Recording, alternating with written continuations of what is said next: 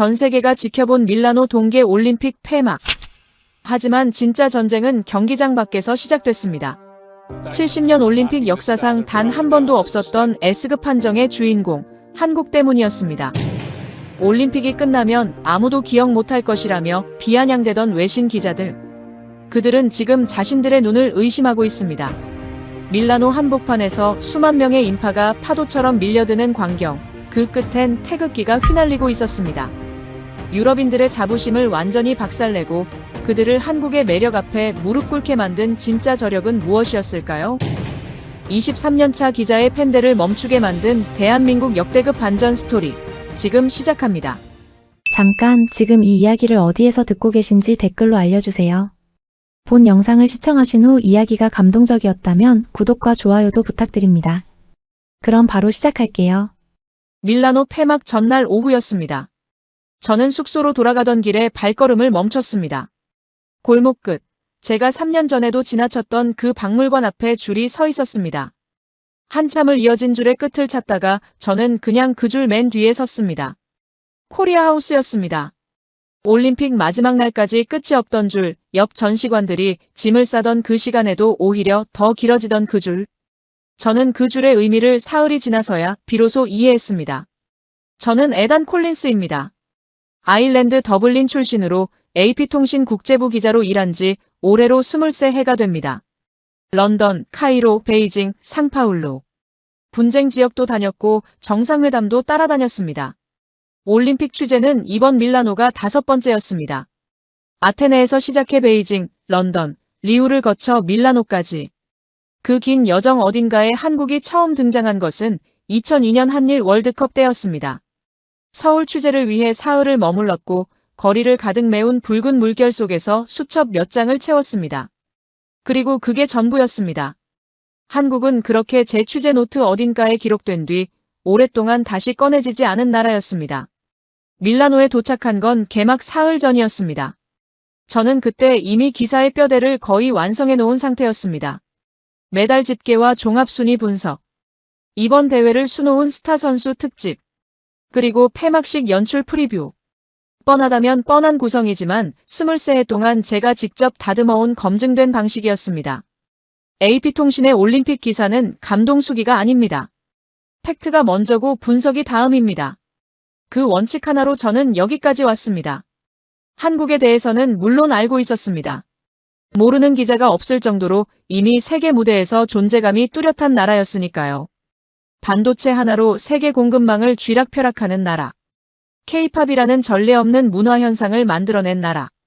이번 밀라노 대회에서도 빙상 종목 강국으로 세계의 시선을 받고 있는 나라. 취재 리스트 어딘가에 코리아 하우스 방문 항목이 적혀 있기는 했습니다. 그러나 솔직히 우선순위는 한참 아래였습니다. 그날 저녁 숙소바에서 독일 ARD 방송 기자 한나가 맥주잔을 내려놓으며 말했습니다. 코리아 하우스가 현지 커뮤니티 자체 평가에서 전체 1위를 받았다고요. 근데 더 이상한 건 평가한 사람 대부분이 올림픽 관계자가 아니라 밀라노 시민이라는 거라고 했습니다. 저는 잠깐 잔을 들었다가 내려놓았습니다. 밀라노 시민들이 왜 올림픽 홍보관을 평가하고 앉아있을까? 어차피 며칠 뒤면 다 사라질 텐데. 그렇게 생각하면서 저는 화제를 돌렸습니다. 그날 밤 제 취재 리스트에서 코리아 하우스의 순위는 바뀌지 않았습니다. 저는 그때 이미 이 올림픽의 결말을 알고 있다고 생각했습니다. 성화가 꺼지고 메달이 집계되고 선수들이 각자의 나라로 돌아가는 것. 화려하게 시작하고 조용히 사라지는 것. 23해 동안 저는 그 공식이 단 한 번도 빗나가는 것을 본 적이 없었습니다. 당연히 이번도 마찬가지일 거라고 믿었습니다. 다음 날 오후, 저는 숙소로 돌아가던 골목에서 발걸음을 멈췄습니다. 3년 전 밀라노 패션 위크 취재 때도 지나쳤던 그 박물관 앞에 줄이 서 있었습니다. 빌라 네키 캄필리오. 밀라노에서 가장 품격 있는 문화공간 중 하나로 꼽히는 곳이었습니다. 그런데 그 정문 앞에서 시작된 줄이 골목 끝까지 이어져 있었습니다. 저는 줄의 끝을 찾으려 했지만 찾을 수가 없었습니다. 그냥 맨 뒤에 섰습니다. 코리아 하우스였습니다. 저는 그 순간 한나가 했던 말을 떠올렸습니다. 그리고 처음으로 제 취재 리스트를 다시 꺼냈습니다. 줄 맨 뒤에 서서 앞을 살폈습니다. 소란스럽지 않았습니다. 고함도 없었고 현란한 조명도 없었습니다. 관람객을 끌어당기는 과장된 퍼포먼스도 보이지 않았습니다. 그런데 줄이 길었습니다. 아주 길었습니다. 시선을 돌려 맞은편을 봤습니다. 프랑스관 앞에는 두세 명이 서 있었고 그 옆 캐나다관은 스태프들끼리 이야기를 나누고 있었습니다. 올림픽 폐막을 하루 앞둔 오후 행사장 전체에서 사람들의 발길이 조금씩 끊겨가는 시간이었습니다. 그런데 이 줄만은 달랐습니다. 저는 기자 본능으로 줄 안에 선 사람들을 천천히 훑었습니다. 유모차를 끄는 밀라노 젊은 부부가 있었습니다. 장바구니를 손에 든 60대 이탈리아 여성도 있었습니다. 장을 보다가 잠깐 들른 것처럼 보였습니다. 배낭을 맨 동유럽 청년 셋이 스마트폰을 보며 서 있었고 학교 수업을 막 마친 듯한 10대 청소년 무리도 있었습니다. 그리고 선수촌 점퍼를 입은 캐나다 바이애슬론 선수 한 명이 혼자 줄을 서 있었습니다. 국적도 나이도 이유도 제각각인 사람들이 한 방향을 향해 천천히 발을 옮기고 있었습니다. 관광객이 아니라 동네 사람들이었습니다. 그게 저를 멈추게 했습니다. 입구로 들어서자 공간이 달랐습니다. 빌라 네키 캄필리오의 정원과 건물이 그대로 살아있었습니다. 한국의 전시물이 이 공간을 덮어 씌운 게 아니라 공간 안에 조심스럽게 녹아든 느낌이었습니다. 저는 그 첫인상이 낯설었습니다. 국제행사의 홍보관이란 대개 자국의 것을 최대한 크게 펼쳐 보이는 곳입니다. 그런데 이곳은 달랐습니다. 박물관은 박물관으로 두고 한국은 그 안에서 자기 자리를 찾은 것처럼 보였습니다. 첫 번째로 눈에 들어온 것은 K 데스티네이션 게임 코너였습니다. 화면 앞에 서면 몇 가지 질문이 나오고 여행 성향을 진단해서 한국 관광지를 추천해주는 인터랙티브 체험이었습니다. 줄 서 있던 60대 이탈리아 여성이 화면 앞에 섰습니다. 잠시 후 추천 결과가 떴습니다. 제주도였습니다. 그녀는 화면을 한참 들여다보더니 혼자 웃었습니다.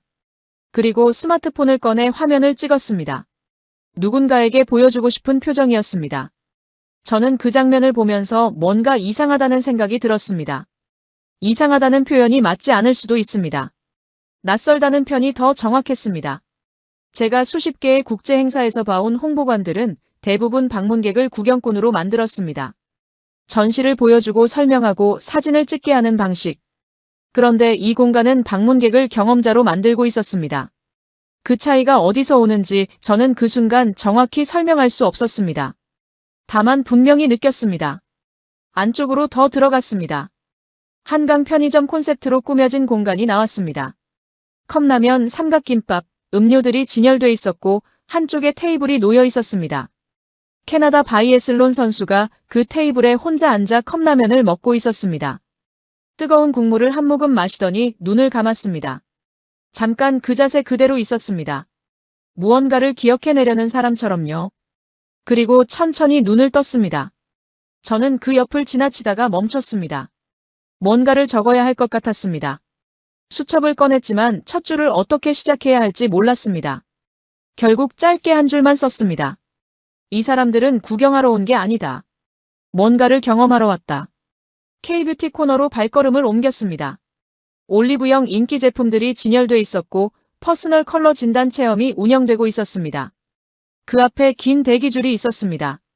저는 그 줄을 따라 시선을 옮겼습니다. 프랑스 억양의 두 여성이 제품을 들여다보며 이야기를 나누고 있었습니다. 한 명이 성분표를 손가락으로 짚으며 스마트폰으로 검색하기 시작했습니다. 그냥 구경이 아니었습니다. 뭔가를 알아내려 하고 있었습니다. 저는 한 바퀴를 돌고 나서 다시 입구 쪽으로 나왔습니다. 들어올 때와 같은 자원봉사자가 여전히 그 자리에 서 있었습니다. 허리가 곧았고 표정이 차분했습니다. 종일 서 있었을 텐데 피로한 기색이 없었습니다. 방문객이 나올 때마다 짧게 인사를 건넸습니다. 과하지 않게, 그러나 정확하게. 저는 박물관 정원을 빠져나오면서 뒤를 한번 돌아봤습니다. 줄은 여전히 길었습니다. 제가 들어갔다 나오는 동안 오히려 더 늘어난 것 같았습니다. 폐막을 하루 앞둔 오후, 다른 전시관들의 열기가 서서히 식어가는 그 시간에 저는 걸음을 멈추고 수첩을 다시 펼쳤습니다. 그리고 첫 줄 아래에 한 줄을 더 썼습니다. 과시가 아니라 일상. 그때는 그게 무슨 의미인지 정확히 몰랐습니다. 그냥 눈에 들어온 것들을 받아 적은 것뿐이었습니다. 하지만 나중에 그 두 줄이 제 기사 전체의 방향을 바꾸게 될 거라고는 그 순간 저는 전혀 알지 못했습니다. 다음 날 아침 저는 프레스센터로 일찍 나왔습니다. 전날 코리아하우스에서 품고 돌아온 질문이 하룻밤 사이에 더 선명해져 있었습니다. 감각으로는 분명히 뭔가 다르다고 느꼈습니다. 그런데 AP통신 기자로서 감각만으로는 부족했습니다. 숫자가 필요했습니다. 국제행사 운영팀이 공개한 공식 방문자 분석 자료를 열었습니다. 각 전시관별 방문객 수, 체류 시간, 재방문율, SNS 언급량 추이. 저는 기사 참고용으로 훑어보려 했습니다. 그런데 첫 페이지에서 손이 멈췄습니다. 코리아하우스 하루 평균 방문객 2,000명. 숫자 자체보다 그 아래 항목이 더 눈에 걸렸습니다. 사전 예약 현황. 운영기간 전 일정 마감. 예약에 실패한 방문객들이 현장을 직접 찾으면서 매일 수용 가능한 최대 인원이 채워지고 있다는 내용이었습니다. 전체 운영기간을 고려하면 최소 4만 명 이상이 코리아하우스를 경험할 것으로 추산된다고 적혀 있었습니다. 저는 다음 항목으로 넘어갔습니다. 방문객 구성 비율. 코리아하우스를 찾는 방문객의 70% 이상이 이탈리아 현지인이라는 수치였습니다. 저는 그 숫자 앞에서 잠시 멈췄습니다. 올림픽 기간 각국 홍보관의 주요 방문객은 대개 선수단 관계자, 해외 미디어, 그리고 올림픽을 보러 온 외국 관광객입니다. 현지인이 70%를 넘는다는 것은 이 공간이 올림픽과 무관하게 밀라노 시민들의 발길을 끌어당기고 있다는 의미였습니다. 전날 줄 안에서 봤던 장바구니 든 60대 여성, 유모차를 끌던 젊은 부부. 그 장면이 이 숫자로 설명됐습니다. 다음 항목에서 저는 의자 등받이에서 몸을 앞으로 당겼습니다. 현지 커뮤니티 자체 평가 결과였습니다. 밀라노 현지 온라인 커뮤니티에서 각국 홍보관을 자체적으로 비교하고 평가하는 움직임이 있었고, 그 결과에서 코리아하우스가 최상위 등급으로 분류돼 있었습니다. 그리고 그 평가를 확인하러 세계 각국의 행사 기획, 관계자와 취재진이 코리아하우스를 벤치마킹하러 매일 방문하고 있다는 내용도 적혀 있었습니다. 경쟁자들이 배우러 오는 공간. 저는 그 대목을 2번 읽었습니다. 직접 확인하고 싶었습니다. 저는 자료를 덮고 다시 코리아하우스로 발걸음을 옮겼습니다. 도착하니 어제와 분위기가 비슷했습니다. 아니, 어제보다 조금 더 활기찼습니다. 폐막이 하루 앞으로 다가왔는데도 사람이 줄지 않았습니다. 퍼스널 컬러 진단 코너 앞에 30분 대기줄이 생겨 있었습니다. 저는 그 줄 옆에 서서 잠시 관찰했습니다. 기다리는 사람들이 지루해하지 않았습니다. 옆 사람과 이야기를 나누거나 이미 체험을 마친 사람들의 결과를 구경하며 웃고 있었습니다. 기다리는 시간 자체가 경험의 일부가 된 것처럼 보였습니다. 올리브영 제품 체험 코너에서는 프랑스 억양의 여성 2명이 수첩에 뭔가를 적고 있었습니다. 가까이 다가가 보니 제품명과 성분을 메모하고 있었습니다. 뷰티업계 관계자처럼 보였습니다. 저는 조심스럽게 말을 걸었습니다. 파리에서 온 뷰티 편집숍 바이어라고 했습니다. 공식 미팅이 아니라 그냥 둘러보러 왔다가 생각보다 흥미로운 제품이 많아서 메모하게 됐다고 했습니다. 그 한마디가 저한테는 어떤 수치보다 더 명확한 신호였습니다. 한쪽에서 낯익은 점퍼가 눈에 들어왔습니다. 어제 컵라면을 먹던 캐나다 바이애슬론 선수였습니다. 이번엔 혼자가 아니었습니다. 팀 동료로 보이는 2명을 데려왔습니다. 3명이 한강 편의점 코너 앞에 서서 메뉴를 고르고 있었습니다. 어제 먹은 게 맛있었던 모양이었습니다. 저는 그 장면을 보면서 재방문이라는 단어를 떠올렸습니다. 다시 자료로 돌아가 재방문 관련 항목을 찾았습니다. 전체 관람객 중 2번 이상 방문한 비율. 숫자를 보는 순간 저는 혹시 오류가 아닐까 싶어 원본 파일을 다시 확인했습니다. 오류가 아니었습니다. 셋 중 하나가 다시 돌아오고 있었습니다. 국제문화행사에서 이 숫자는 거의 나오지 않습니다. 사람들은 한번 보면 지나가는 게 보통이니까요. 자원봉사자의 설명 방식이 계속 마음에 걸렸습니다. 저는 한국문화체험 코너 앞에 서서 봉사자가 방문객에게 설명하는 방식을 한동안 지켜봤습니다. 흥분하지 않았습니다. 과장하지 않았습니다. 현대기술을 이야기할 때도 전통을 설명할 때도 같은 온도였습니다. 모든 것이 절제돼 있었는데 그 절제가 오히려 신뢰감을 만들고 있었습니다. 저는 그 방식이 낯설면서도 설득력 있다고 느꼈습니다. 프레스센터로 돌아오는 길에 수첩을 펼쳤습니다. 어제 적어둔 두 줄이 보였습니다. 이 사람들은 구경하러 온 게 아니다. 그리고 과시가 아니라 일상. 그 아래에 오늘 확인한 것들을 정리했습니다. 현지인 70%. 재방문. 벤치마킹 행렬. 사전 예약 전일 마감. 숫자는 감정이 없습니다. 그리고 숫자는 거짓말을 하지 않습니다. 제 감각이 틀리지 않았다는 것을 숫자가 조용히 확인시켜주고 있었습니다. 저는 처음으로 기사 방향을 진지하게 수정해야겠다는 생각을 했습니다. 머릿속 어딘가가 조금씩 흔들리기 시작했습니다. 아직 확신은 없었습니다. 하지만 이것이 단순한 문화 홍보 그 이상이라는 느낌, 그것만큼은 분명했습니다. 프레스센터로 돌아오는 복도에서 카를로스를 마주쳤습니다. 스페인 일간지 엘파이스 문화부 소속으로 유럽 내 아시아 문화 트렌드를 15년째 전문적으로 취재해온 기자였습니다. 저와는 베를린 영화제에서 처음 만났고 그 이후 국제 행사 현장에서 가끔 얼굴을 마주치는 사이였습니다. 냉정하고 분석적인 사람이었습니다. 감상보다 구조를 먼저 보는 유형이랄까요? 저는 그런 그의 시선을 대체로 신뢰했습니다. 카를로스가 먼저 말을 걸었습니다. 코리아하우스 취재하고 오는 길이야? 그렇다고 했더니 피식 웃었습니다. 요즘 거기로 발길이 몰리더라고. 나도 어제 잠깐 들렀어. 저는 데이터 이야기를 꺼냈습니다. 현지인이 방문객의 70%를 넘는다는 것, 사전 예약이 전일 마감됐다는 것, 타국 행사 기획자들이 벤치마킹하러 매일 찾아온다는 것. 카를로스는 커피잔을 손에 든 채 제 말을 들었습니다. 고개를 끄덕이지도 않았고 반박하지도 않았습니다. 그냥 듣고 있었습니다. 제가 말을 마치자 그는 잠시 창밖을 바라보다 입을 열었습니다. 숫자는 인상적이지. 근데 에단 생각해봐. 한국이 이런 기획에 얼마를 쏟아부었겠어. 빌라 네키 캄필리오 대관료만 해도 어마어마할 거야. 자원봉사자 교육, 콘텐츠 설계, 협력기관 섭외. 전부 돈이라고. 자본으로 만들어낸 인상이야. 저는 반박하려다 멈췄습니다. 틀린 말이 아니었으니까요. 카를로스는 계속했습니다. K-팝도 마찬가지 아니야? 기획사가 수십억을 들여 아이돌을 만들어내고 세계 시장에 내보내는 구조잖아. 철저하게 설계된 감동이라고. 문화는 원래 자연스럽게 스며드는 거야. 이렇게 치밀하게 설계된 감동은 오래 못 가. 10년 뒤에도 사람들이 코리아하우스를 기억하겠어? 그 말이 날카롭게 꽂혔습니다. 반박하지 못했습니다. 솔직히 저도 비슷한 생각을 해왔으니까요. K-팝이 세계를 휩쓸기 시작할 때 저는 그것을 정밀하게 설계된 문화상품으로 분류했습니다. 일본 애니메이션이 90년대를 장악했다가 밀려났고 미국 팝 문화가 그 자리를 채웠다가 또 다른 무언가에게 바통을 넘겼습니다. 파도는 항상 바뀌는 법이었습니다. 카를로스의 논리는 간결했습니다. 자본이 만든 인상은 자본이 빠지면 사라진다. 한국이 세계 무대에 내밀고 있는 것이 정교하게 포장된 상품이라면 그 포장이 낡아지는 순간 안에 아무것도 남지 않는다는 것이었습니다. 저는 프레스센터로 돌아와 의자에 앉았습니다.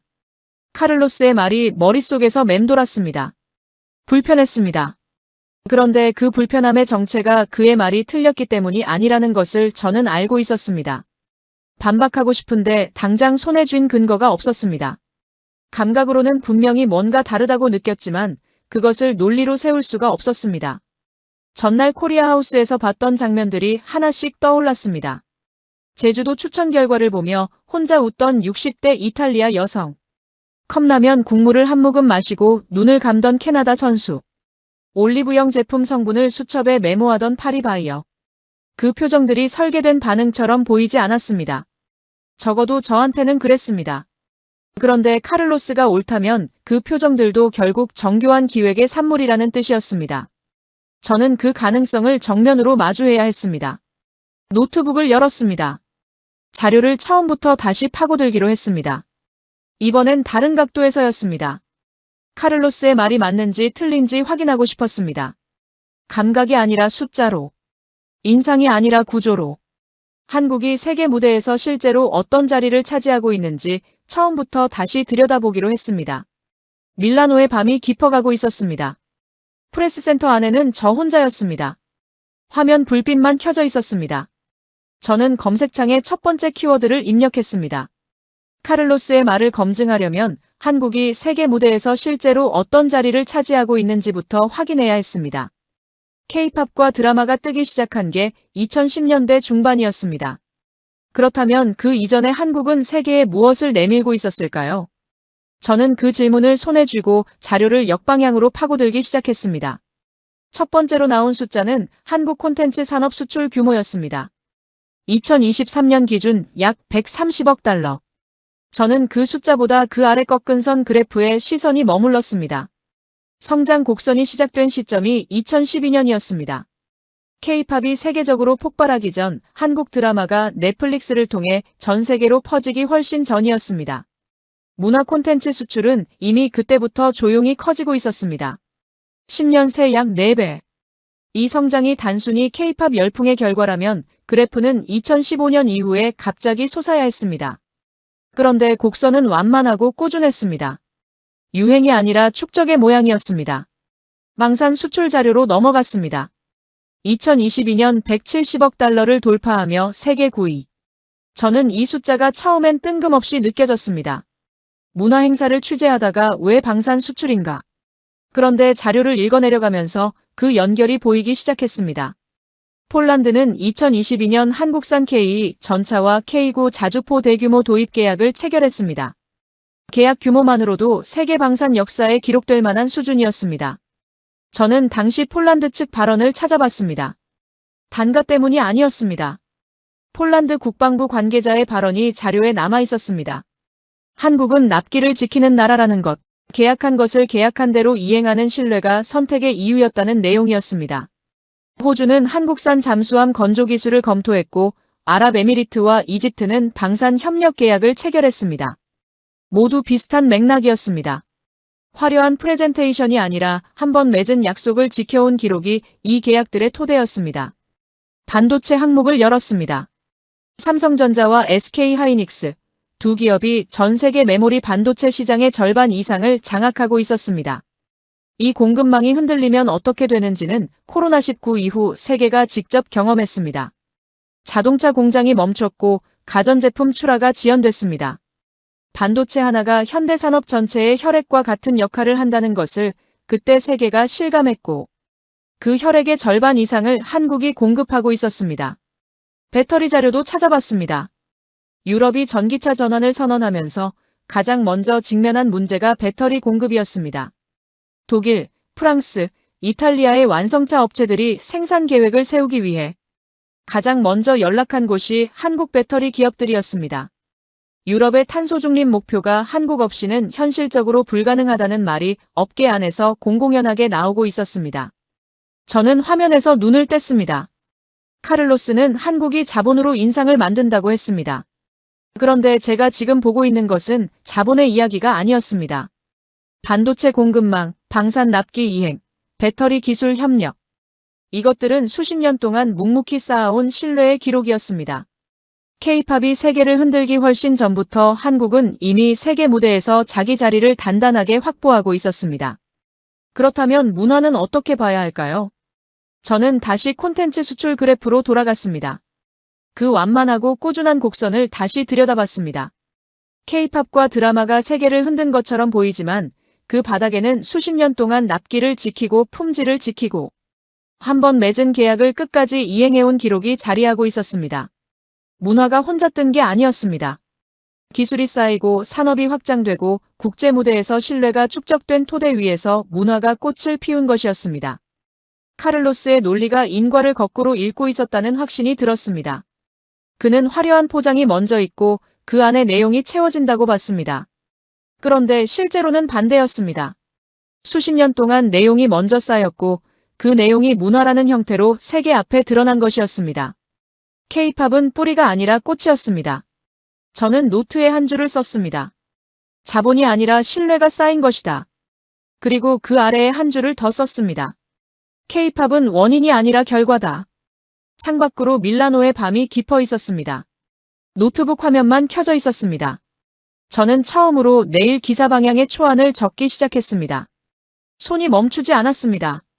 폐막 당일 아침이었습니다. 저는 평소보다 일찍 행사장으로 나왔습니다.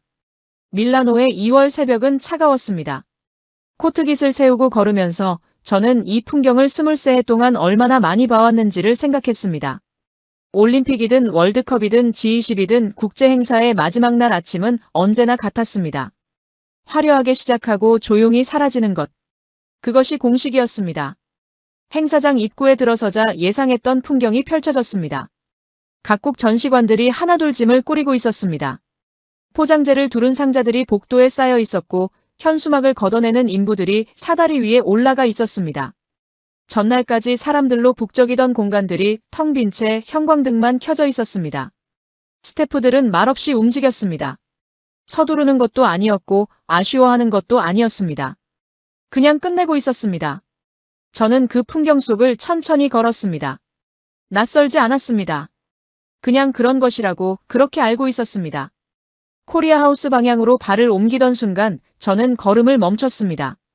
사람 소리가 들렸습니다. 다른 전시관들이 침묵 속에 짐을 싸는 그 시간에 코리아 하우스 방향에서만 소리가 났습니다. 웃음소리도 섞여 있었습니다.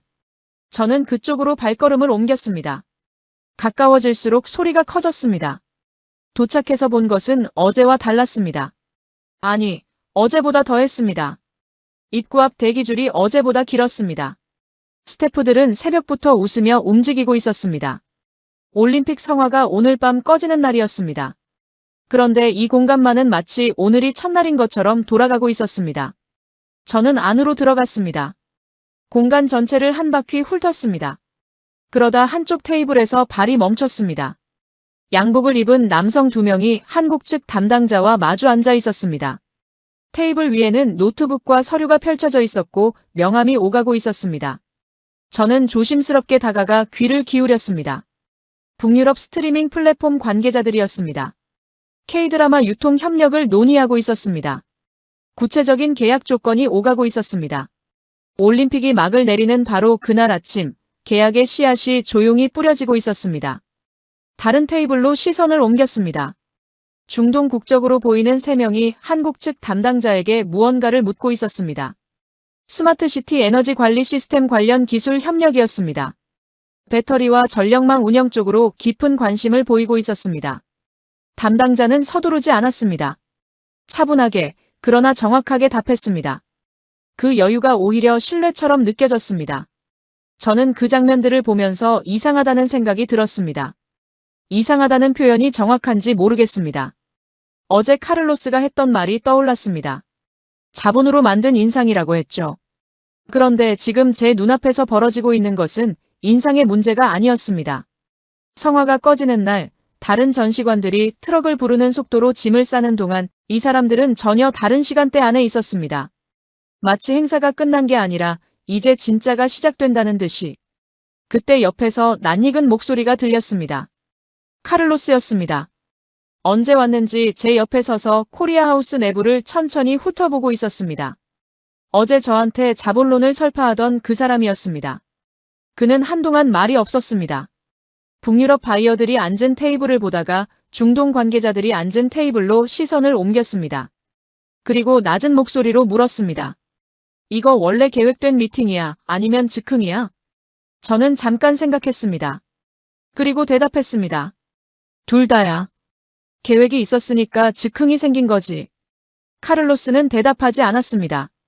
그냥 노트를 꺼냈습니다. 어제 저한테 10년 뒤에도 기억하겠냐고 물었던 그 사람이 지금 노트를 꺼내고 있었습니다. 저는 그 장면을 보면서 속으로 생각했습니다. 이상한 게 아니라고. 이건 처음부터 치밀하게 준비된 결과라고. 모두가 마무리를 향해 달려가는 시간에 한국만 홀로 다음을 준비하고 있었습니다. 감정에 올라탄 게 아니었습니다. 계획하고 쌓아두고 마지막 순간에 가장 선명하게 존재를 드러내는 방식이었습니다.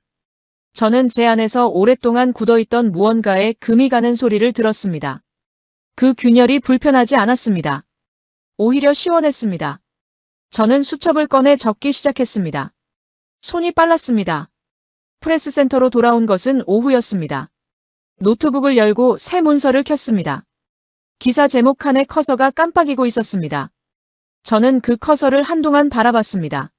손이 움직이지 않았습니다. 사흘 동안 제가 본 것들이 머릿속에서 겹쳐졌습니다. 빌라 네키 캄필리오 정원까지 이어진 줄.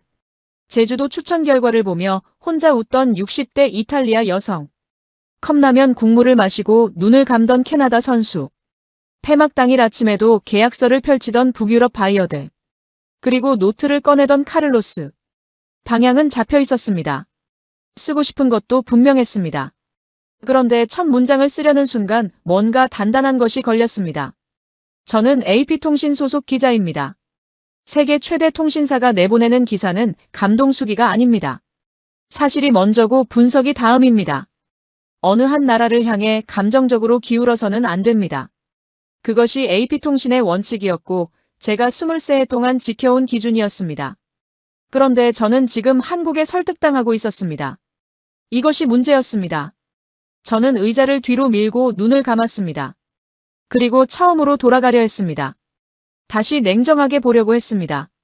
제가 사흘 동안 목격한 것들을 하나씩 다시 꺼내봤습니다.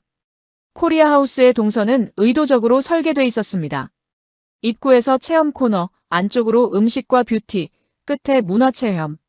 사람들이 자연스럽게 머무르고 이동하고 다시 처음으로 돌아오도록 짜여 있었습니다.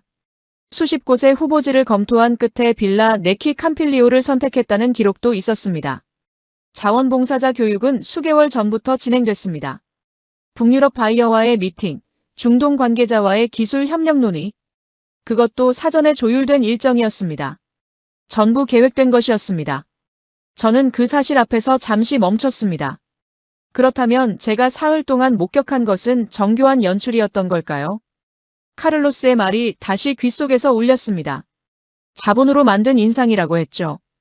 저는 그 질문을 회피하지 않고 정면으로 들여다봤습니다. 계획했다는 것은 준비했다는 것입니다. 그리고 준비했다는 것은 이 무대를 단순한 이벤트로 여기지 않았다는 의미입니다. 수십 곳의 후보지를 검토하고 수개월 동안 봉사자를 교육하고 바이어 미팅을 사전 조율한 것. 그것은 자본의 과시가 아니라 진지함의 증거였습니다. 연출과 진심이 반드시 서로를 배반하지는 않습니다. 그리고 결정적으로 숫자가 있었습니다. 방문객의 70%가 밀라노 현지인이었습니다.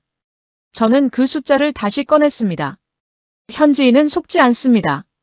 자기 도시에서 벌어지는 일에 가장 냉정한 사람들이 밀라노 시민들입니다. 관광객이라면 모를까 장바구니를 든 채 동네를 걷다가 줄을 서는 사람들, 이미 알고 있는 공간에 낯선 것이 들어왔을 때 가장 먼저 외면하는 것이 로컬입니다. 그런데 그들이 줄을 섰습니다. 그리고 다시 돌아왔습니다. 연출만으로는 불가능한 숫자였습니다. 그것은 무언가 진짜가 그 안에 있을 때만 나오는 반응이었습니다. 저는 다시 노트북 앞에 앉았습니다. 이번엔 다른 각도로 자료를 뒤졌습니다. 행사 주관 측 공식 운영 보고서, 타 전시관 관계자 인터뷰, 방문객 SNS 게시물 수백 건을 밤새 살폈습니다. 그리고 한 가지 사실을 다시 확인했습니다. 설계는 됐지만 반응은 설계되지 않았습니다. 제주도 화면을 찍던 여성의 웃음, 컵라면 국물 앞에서 눈을 감던 선수, 성분표를 메모하던 파리 바이어. 그 순간들은 기획서에 없었습니다. 사람들이 스스로 만들어낸 장면이었습니다. 감동과 저널리즘적 객관성이 반드시 충돌하지 않는다는 것을 저는 그날 밤 처음으로 받아들였습니다. 객관적이라는 것은 감동을 지우는 게 아니라 감동의 근거를 정확하게 쓰는 것이었습니다. 저는 근거를 갖고 있었습니다. 숫자도 있었고 현장도 있었고 구조도 있었습니다. 커서가 깜빡이는 제목 칸에 손을 올렸습니다. 그리고 천천히 타이핑했습니다. 올림픽이 끝날 때 한국은 시작됐다. 밀라노에 처음 도착했을 때 머릿속에 있던 제목과는 완전히 달랐습니다. 메달 집계, 스타 선수, 폐막식 연출. 그게 전부인 줄 알았던 그 기사와는 저는 처음으로 내일 아침 송고할 기사가 기대됐습니다. 23해 동안 그런 감각은 처음이었습니다. 창밖으로 밀라노의 밤이 내려앉고 있었습니다. 성화는 몇 시간 뒤면 꺼질 것이었습니다. 저는 첫 문장을 썼습니다. 이번엔 손이 멈추지 않았습니다. 기사를 송고한 것은 새벽이었습니다. 파일을 넘기고 나서 저는 한동안 자리에서 일어나지 못했습니다. 창밖으로 밀라노의 새벽이 천천히 밝아오고 있었습니다. 올림픽의 불꽃은 이미 꺼져 있었습니다. 성화가 꺼지는 순간을 저는 프레스센터 화면으로 봤습니다. 웅장한 음악이 흘렀고 조명이 하나씩 꺼졌고 경기장은 조용해졌습니다. 그리고 세계의 시선은 이미 다른 곳을 향하기 시작했습니다. 가방을 챙기려다 손이 멈췄습니다. 아직 쓰지 못한 것들이 어딘가에 남아있는 것 같았습니다. 저는 코트를 집어들고 밖으로 나왔습니다. 더블린으로 돌아가는 비행기는 오후였습니다. 시간이 있었습니다. 발걸음이 자연스럽게 코리아하우스 쪽으로 향했습니다. 취재 때문이 아니었습니다. 그냥 한 번 더 보고 싶었습니다. 마지막으로 행사장 골목에 들어서자 철수가 한창이었습니다. 어제보다 더 많은 트럭이 와 있었고 복도는 포장 상자들로 가득했습니다. 간판이 내려지고 조명이 꺼지고 사람들이 떠났습니다. 올림픽이 끝난 도시는 언제나 이런 모습이었습니다. 어제까지 세계의 중심이었던 공간이 하룻밤 사이에 그냥 건물로 돌아가는 것. 저는 그 풍경을 23해 동안 수도 없이 봐왔습니다. 코리아하우스 앞에 도착했습니다. 어젯밤에 정리를 마쳤는지 입구는 닫혀 있었습니다. 테이블도 그릇도 사라져 있었습니다. 어제까지 사람들이 줄을 서던 그 자리에 아무것도 없었습니다. 처음부터 아무것도 없었던 것처럼 깔끔했습니다. 저는 그 앞에 한동안 서 있었습니다. 그런데 안쪽에서 소리가 들렸습니다. 작은 소리였습니다. 저는 열려있는 쪽문으로 들어갔습니다. 마지막 정리를 하는 스태프 몇 명이 있었습니다. 그리고 한쪽 구석에 한복 포토존이 아직 그대로였습니다. 철수가 덜 된 것인지 아니면 마지막까지 남겨둔 것인지는 알 수 없었습니다. 포토존 앞에 노인 한 명이 서 있었습니다. 70대로 보이는 이탈리아 할아버지였습니다. 혼자였습니다. 누군가를 기다리는 것처럼 보였습니다. 저는 방해하지 않으려고 조금 떨어진 곳에 섰습니다. 잠시 후 안쪽 탈의 공간에서 소녀가 나왔습니다. 15살쯤 되어 보이는 이탈리아 소녀였습니다. 한복을 입고 있었습니다. 연한 하늘색 저고리에 짙은 남색 치마였습니다. 소녀는 치마 자락을 조심스럽게 잡으며 할아버지 앞에 섰습니다. 할아버지가 스마트폰을 들었습니다. 손이 조금 떨렸습니다. 나이 때문인지 감정 때문인지는 알 수 없었습니다. 그는 천천히 화면을 맞추고 셔터를 눌렀습니다. 1장, 2장, 3장. 할아버지가 화면을 들여다봤습니다. 그리고 소녀를 불렀습니다. 소녀가 옆에 붙어 화면을 같이 봤습니다. 두 사람이 나란히 서서 사진을 들여다보는 그 뒷모습을 저는 한동안 바라봤습니다. 소녀가 근처에 있던 자원봉사자에게 물었습니다. 마지막 정리를 하던 청년이었습니다. 이 옷이 무슨 의미예요? 자원봉사자가 하던 일을 멈추고 소녀 쪽으로 돌아섰습니다. 허리를 살짝 숙이며 말했습니다. 오래전부터 특별한 날에 입어온 옷이에요. 가족이 함께하는 날, 새해, 결혼, 태어난 날. 소중한 순간마다 이 색깔들이 함께했어요. 소녀가 자기 치마를 내려다봤습니다. 그리고 할아버지를 올려다봤습니다. 할아버지는 대답 없이 스마트폰을 들어 사진을 한 장 더 찍었습니다. 그리고 화면을 들여다보며 웃었습니다. 말이 없는 웃음이었습니다. 소란스럽지 않았습니다. 그냥 조용히 오래 웃었습니다. 저는 수첩을 꺼냈습니다. 그리고 한 줄을 썼습니다. 한국은 자신을 설명하지 않았다. 경험하게 했다. 잠시 그 문장을 들여다봤습니다. 그리고 그 아래에 한 줄을 더 썼습니다. 한국이 세계에 판 것은 상품이 아니었다. 기억이었다. 저는 수첩을 덮고 그 자리에 서서 코리아하우스의 마지막 풍경을 눈에 담았습니다. 한복 포토존이 천천히 해체되기 시작했습니다. 스태프들이 조심스럽게 옷걸이를 내리고 천을 걷었습니다. 요란하지 않게, 서두르지 않게, 왔을 때처럼 조용히. 저는 그 방식이 낯설지 않다는 것을 알았습니다. 사흘 동안 제가 이 공간에서 목격한 모든 것이 그랬습니다. 과시하지 않았습니다. 크게 말하지 않았습니다. 그냥 준비한 것을 보여줬고 경험하게 했고 기억 속에 색깔을 남겼습니다. 밀라노 공항으로 향하는 택시 안에서 저는 창밖을 봤습니다. 도시는 평범했습니다. 올림픽의 흔적이 이미 지워지기 시작한 거리. 현수막이 내려진 자리, 텅 빈 광장. 세계는 빠르게 다음으로 넘어가고 있었습니다. 그런데 저는 알고 있었습니다. 장바구니를 든 채 줄을 섰던 60대 이탈리아. 여성은 오늘 저녁 누군가에게 제주도 이야기를 꺼낼 것이라는 것을. 컵라면 국물을 마시던 캐나다 선수는 집에 돌아가서도 그 맛을 기억할 것이라는 것을.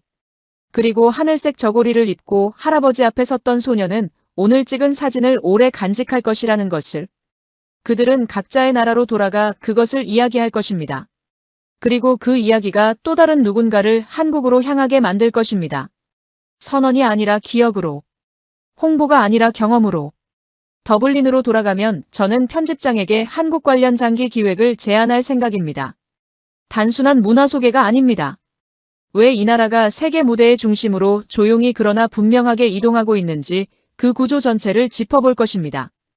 트렌드가 아니라 축적에 대해, 화려함이 아니라 신뢰에 대해, 그리고 수십 년 동안 단 한 번도 내려놓지 않은 약속에 대해 그 이야기를 반드시 써야 한다고 느꼈습니다.